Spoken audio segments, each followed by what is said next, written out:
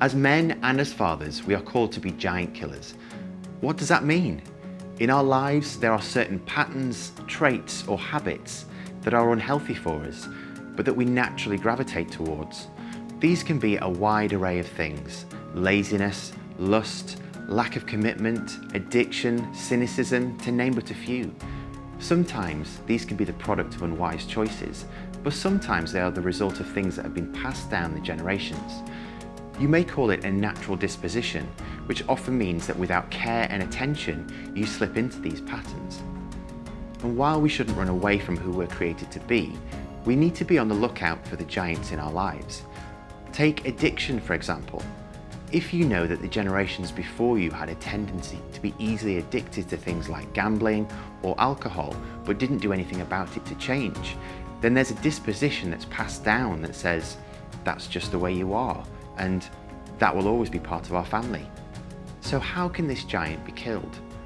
It's not always easy, but with God's help, you can face this head on, making healthy choices, setting boundaries that don't allow you to go near those things that could become a vice, and praying over those things that have a spiritual hold over your family, breaking them off in Jesus' name.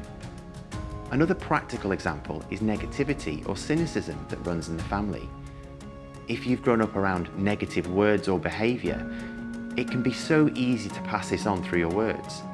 But God has called us to be encouragers, and that includes our families. Through prayer and conscious effort, it is possible to fight against this pattern and create a positive atmosphere. This involves speaking out words of encouragement to our children when they do something well, especially if it's for the first time. Speaking well of others in front of our kids can be a massive help. As they see you honouring others, it creates a culture of integrity and respect. These are quite specific examples, but the point is to be aware of what we are passing on to our children. If we do our best to fight these giants on their behalf, it gives them a significant boost to achieve the potential that God has placed in each one of them. And we're not doing this on our own. God says in His Word that He will never leave us or forsake us.